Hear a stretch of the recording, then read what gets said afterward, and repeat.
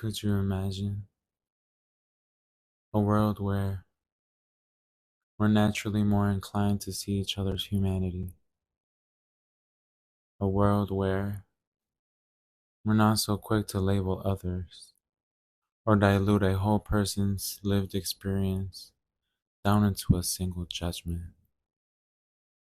A world where we don't strip the humanity, the context of a situation only to project onto it or to make ourselves feel better by dragging someone else down.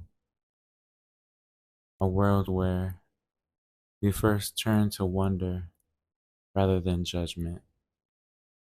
A wonder that opens up our minds to understand how nuanced the human experience really is, and how deep down all we really want as humans on planet Earth is to connect with each other, to be seen, to be heard, to be loved.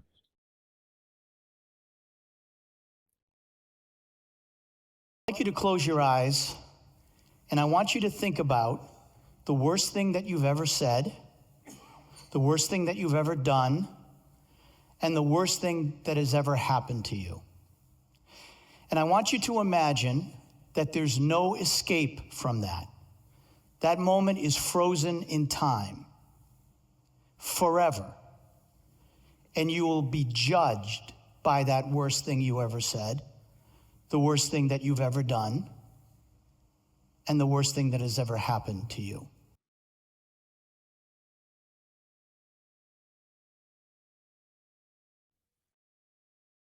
Now, as you begin to open your eyes, imagine that you have to live with a scarlet letter for the rest of your life. If you're not familiar with the Scarlet Letter, it is a novel by Nathaniel Hawthorne, a moral story set in the 17th century Boston, which was a Puritan settlement at the time. The protagonist, a young woman named Hester Prynne, is led from the town prison with her infant daughter, Pearl, who was born out of wedlock and adultery. Hester was forced to wear the scarlet letter on her dress as punishment for her adultery. She was abandoned. She was a pariah, the scorn of town. And unfortunately, her lived experience is not a fictional tale. It is a non-fiction story to more than 70 million people here in the US, the felony impacted. The scarlet letter may not be on the apparel, but is disguised under the dress of a record. Many people will say, do the crime, do the time. Is punishment after having completed said time true justice? When will it ever be enough? Now, if you don't have a scarlet letter in your life, you may be getting ready to click out of this and go back to your normal day to day life. But before you do,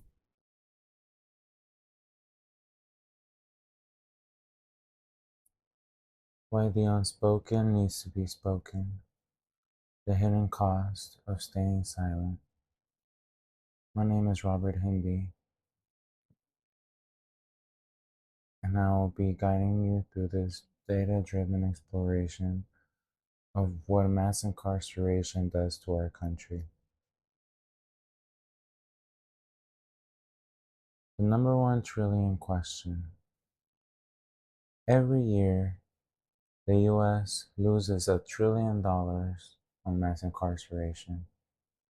270 billion of those dollars go directly to correctional spending. If we were to look at the state of our country, we would see that the resources are not being effectively allocated. If so much money is going into these facilities, and yet they are not doing what they're supposed to be doing. which is to better reintegrate returning citizens. That 4 million people in America are disenfranchised from voting. Those are 4 million people that could have changed the fate of our election. 1 in 3 people have criminal records,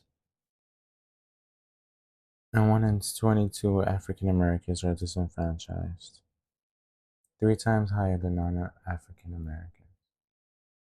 So 19 million people have a felony, 79 million or more have a criminal record, and 113 million adults have an immediate family member who has ever been to prison or jail. The amount of people who are directly impacted by mass incarceration is astounding. The Prison Policy Initiative wrote an amazing article distilling the common misconceptions and myths that our society has towards crime and mass incarceration. The first myth is that crime is up and immigration and criminal legal system reforms are to blame. Facts and statistics show that the US crime rate has actually continues to fall. And in 2024, it was actually the lowest it had ever been since 1961. The fifth myth: some people need to go to jail to get treatment and services. 81% of federal and state prisons say that they offered drug or alcohol dependency counseling or awareness programs. Unfortunately, this is just not the case. The statistics show that most of the treatment that they do receive is either peer led or self help. Only a small fraction shows actually get clinical help. And of those providers, unfortunately, not many of them are of good help either. Sixth myth: the harsh punishments deter crime, making us safer. In 2016, the National Institute of Justice summarized their features on deterrence, finding that prison sentences, and long sentences in particular, do little to deter future crime. And another study concluded that, compared to punishments that don't involve prison or jail time, incarceration has either no effect or, even worse, a mildly criminogenic impact on future lawbreaking. In other words, incarceration is counterproductive. While a prison sentence can incapacitate a person in the short term, it actually increases the risk that someone will commit a crime after their release.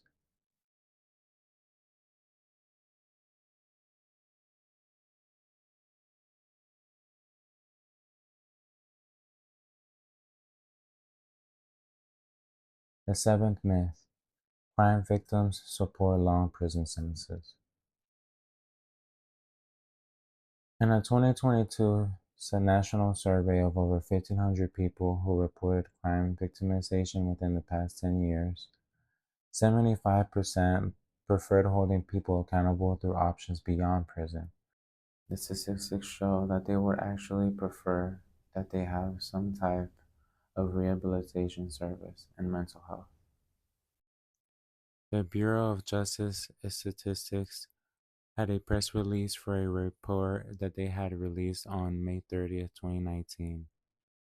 And in bold letters, they write, released sex offenders were 3 times as likely as other released prisoners to be rearrested for a sex offense. To anyone who may read that, they would be alarmed. They would have fear. And understandably so, this is supposed to be a reputable, factual source. Fueled myth: People in prison for sexual crimes are too dangerous to be released. People released from sentences for homicide were more than twice as likely to be arrested for homicide. Those who served sentences for robbery were more than twice as likely to be rearrested for robbery. And those who served time for assault, property crimes, or drug offenses were also more likely, by 1.3 to 1.4 times, to be arrested for similar offenses. And with the exception of homicide, those who served sentences for these other offense types were much more likely to be arrested at all. This is a direct quote from the Prison Policy Initiative. Statistics also show that registered persons, if they do end up going back to jail or prison, it was due because of a parole or probation violation, not another sex case. Here are the statistics that they show. Again, they state our perception of sex offenses is distorted by alarmist framing, which in turn contributes to bad policy. These distorted perceptions justify expensive, ineffective policies like lifetime registries and residency restrictions that don't actually improve public safety. Meanwhile, politicians get easy votes. Media outlets boost ratings with sensational coverage. The prison industrial complex profits from longer sentences, and advocacy groups and law enforcement agencies gain funding and authority, while actual victims, people of color, and the people who are convicted are left with the repercussions of ineffective policies that create a permanent underclass without actually improving public safety. And this is why we don't have evidence based solutions. It is because their only focus is to fill up their pockets while the communities remain poor and traumatized. So one day I went to an informational for a mental health certificate that was being given by a nonprofit. And the CEO, who is a behavioral therapist, said that the only disqualifying offenses were domestic and sexual charges, and that people with homicide were able to take the certification because we are all capable of murder. And the personal example that she used was that her being a woman, if somebody were to break into her house and she needed to defend herself, she was not going to fight with him physically, that she would use a gun. When we look at the statistics, in 2019, for every justifiable homicide in the US involving a gun, guns were used in 30 criminal homicides, which means that out of 316 that were justifiable, almost 10,000 were criminal gun homicides. The use of guns in self-defense by private citizens is extremely rare. The Violence Policy Center research has found a gun is far more likely to be used in a homicide or suicide than in a justifiable homicide. More guns are stolen each year than are used in self-defense. So what is the root of all crime? What is the root of assault, of homicide, sexual assault, theft?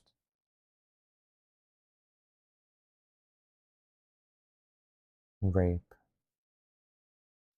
Noun. Early 14th century. Booty. Prey. Mid 14th century. Forceful seizure. Act of snatching by force. Plundering. Robbery. Extortion. From Anglo-French rap. Rape. And directly from Latin rapier. Cease. Rape is the root of all crime. To take someone's life against their own will is rape. To break an entry into someone's home and steal their Christmas gifts, that is rape. So if we see that rape is the root of all crime, why is sexual assault the most stigmatized, the most feared? If civic commitment, which is to have to register on the registry several times a year, is to be asked of people with sex offenses, and the justifying of it being a safety issue and to prevent from future offending, then why aren't people with burglary charges civically committed? Why are people with homicide not civically committed if they offend more than people with sex offenses? Civic commitment is not a safety issue to the root. It is policy that placates society to think that they're safe, but in reality, that is far from the truth. People fear what they can't understand. It is hard to forgive when you don't know exactly what you're forgiving. Unfortunately, it is easier to just look at things at the surface level, to look at things at just at the tip of the iceberg, rather than to take a deep dive into the whole person. So a better reframe of what the therapist said would be, we are all wired for survival, and survival shows up different for everyone. Now, how can we begin to understand a certain group of people if they are silenced, if they're not given the chance or the platform to be able to give context?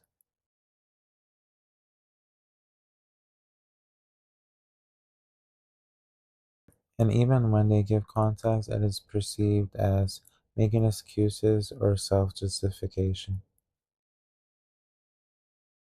And why do we even need to try to understand these people? The importance lies in the understanding so that we can prevent future crimes from happening, so that we can prevent future people from being victimized.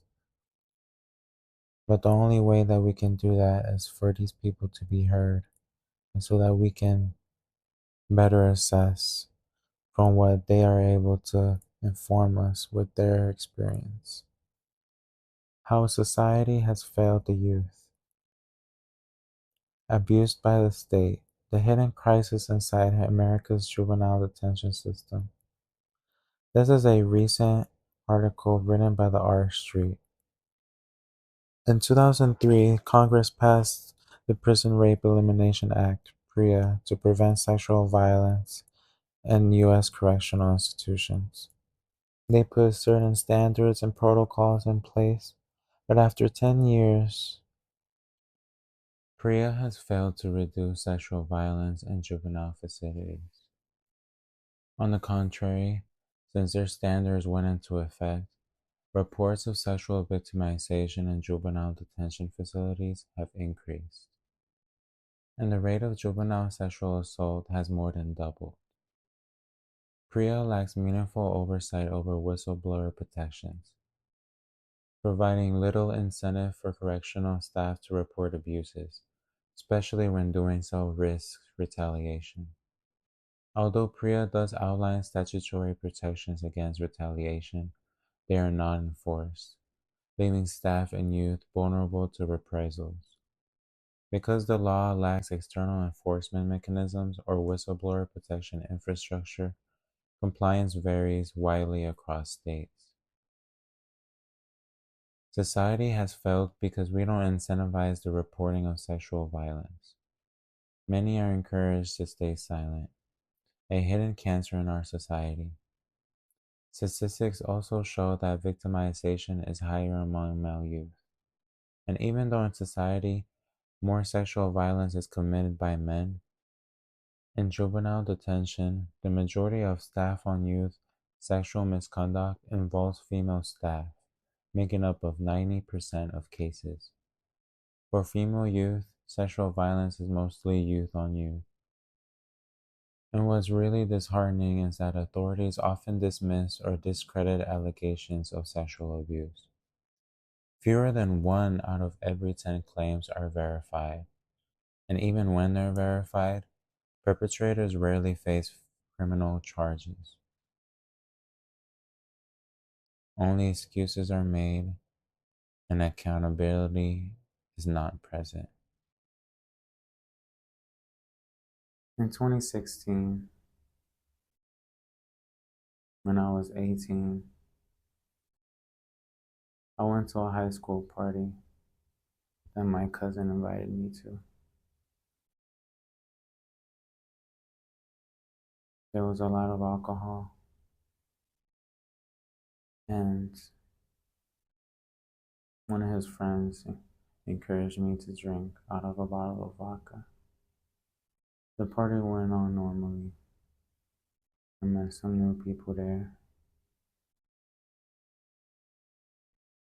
And towards 3 o'clock in the morning, someone from upstairs called us to wrap up the party and to go to sleep. When we went upstairs, we separated into different rooms,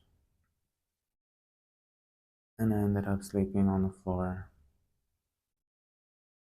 next to someone who was a year younger than me that I had met there.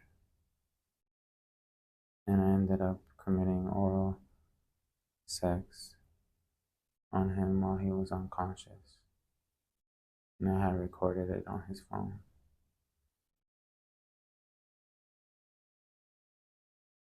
That next morning, I was in disbelief. I couldn't believe what I had done because before and after the fact, I had never had thoughts of sexually abusing someone. And I was in shock. I didn't know what to do. He was already gone by the time I woke up. And I was going to college. So I kept going to college, not knowing what to expect. Until one day, my grandpa called my mom and said that the police were going to be called in Florida, since he was technically not 18 yet. That my charge was punishable by life. And as an 18-year-old, I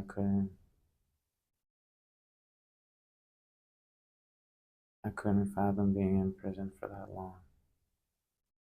And so I became very scared and decided to go on the run. And I took a flight to Ecuador 3 days before the warrant of my arrest could be served.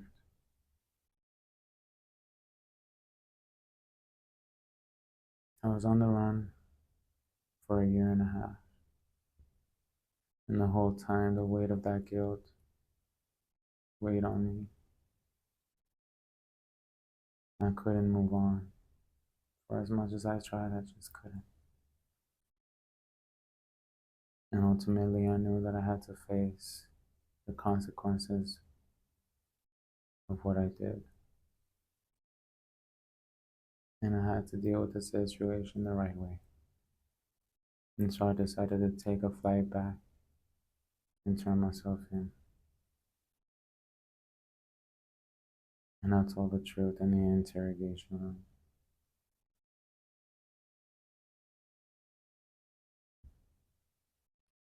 After 9 months of my public defender going back and forth with the state, ultimately the state decided that they wanted me to do 15 years.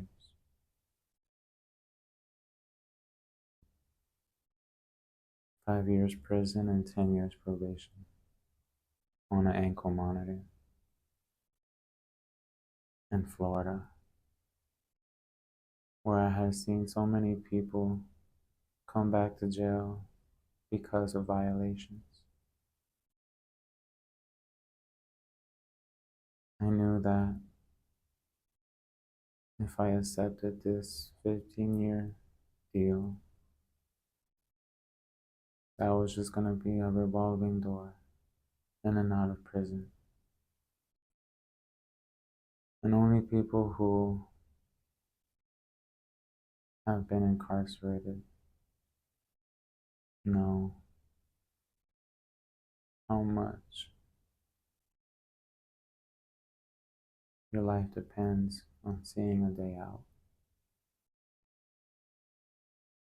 And so I decided that the only choice that I had was to go to trial and to hope that I would be able to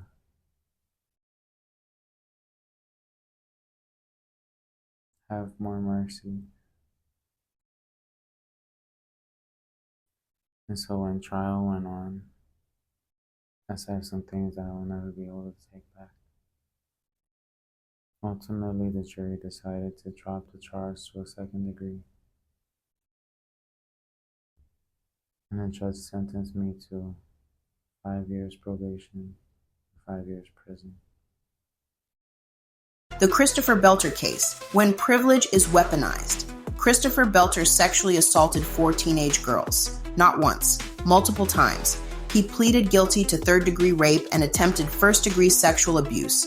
The evidence was clear, but here's where it gets darker. His mother, stepfather, and neighbor weren't just enablers. They were active participants in creating the environment for these assaults. They provided drugs and alcohol. They hosted parties in their homes specifically designed to lure teenage victims. Think about that. Adults who should have been protecting children instead weaponized their wealth and privilege to create a predator's playground. And Christopher Belter walked free. The good guy defense judge Sarah Sheldon sentenced him to only 2 years probation with the possibility of not having to register if he didn't violate. He violated, and he wasn't taken into custody for his violation. Judge Matthew Murphy decided that sending Belter to prison would be inappropriate. An individual who on multiple occasions premeditated the sexual violation of multiple teenage girls, aided by his own guardians in creating the conditions for assault, wouldn't serve time because the judge deemed it inappropriate. The reasoning? Belter came from a good family. He had opportunities ahead of him. Prison would ruin his future. Here's what really moved the needle in his favor. Justice was not done today. Judge Sheldon declared that if Mr. Belter were to deviate from the strict standards she set during the period of probation, that there would be serious consequences. There were none. No consequences. He is privileged. He comes from money. He is white. He's being sentenced as an adult appropriately. And for an adult to get away with these crimes without doing jail time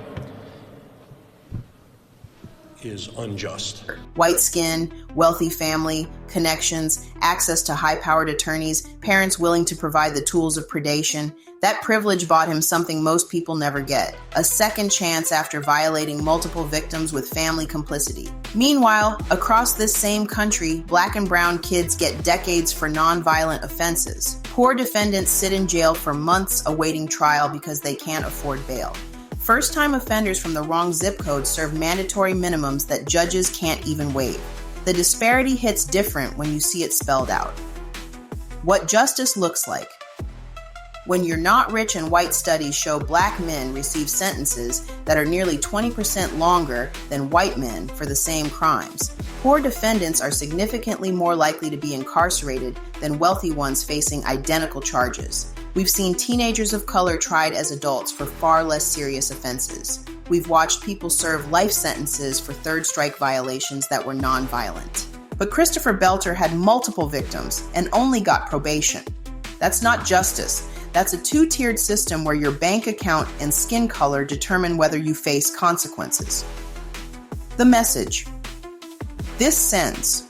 When judges make biased decisions in court, they're making a statement about whose lives matter. When wealthy white defendants get one more chance while poor defendants of color get maximum sentences, the message is crystal clear. The system wasn't designed to protect everyone equally, and cases like Belter's prove it's still operating exactly as intended. 4 victims, 0 prison time. Think about those 4 teenage girls. They trusted the legal system to deliver justice. They relived their trauma in court, and then they watched him walk away. Because his future mattered more than their past. Because his family's wealth bought him freedom. Because the color of his skin came with built-in leniency. That's a whole other level of crime. Not just what Christopher Belter did to those girls, though that was horrific enough. It's what the justice system did when it valued his privilege over their pain. When it decided that protecting the wealthy mattered more than holding them accountable. The pattern we can't ignore. This isn't an isolated incident. Brock Turner, Ethan Couch, the list goes on. The data backs this up, and until we confront that reality head on, justice will remain a commodity that only some people can afford.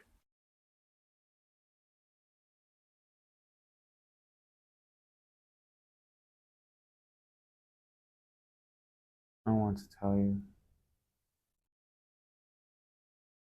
that justice is something that is inescapable.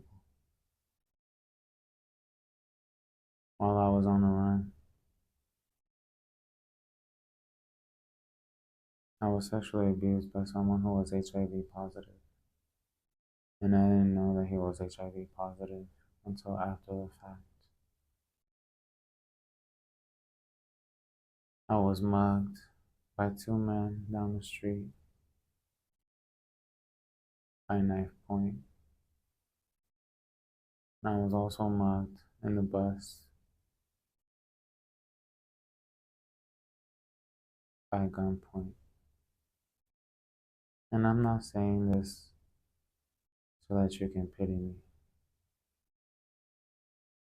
I'm saying that justice is something that will never be escaped, even if it wasn't found in the legal system. While I was in prison, a lady came into the church service and she spoke about how she was sexually abused in the parking lot. And her perpetrator was sentenced to 25 years. She found justice in the legal system.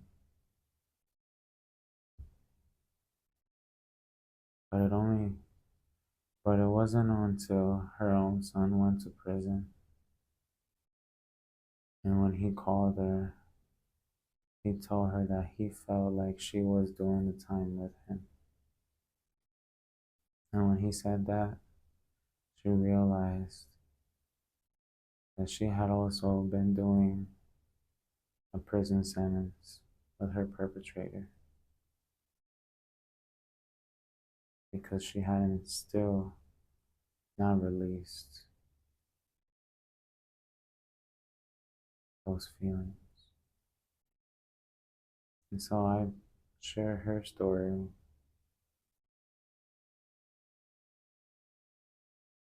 to let you know that a prison sentence, even a prison sentence, may not be the one thing that will give you closure. And it's extreme cases like the one from New York that people use to scapegoat a whole group of people. And one last thing before I end this video is that I wouldn't have made it out of prison, and I wouldn't have made it this far today if it wasn't for God and if it wasn't for Jesus. And so please, for watching this video, just know that God loves you. He has a plan for you. And I know that if you keep going, you will testify of the great things that He has done. Keep going. Keep searching, keep seeking for him. He's closer than what you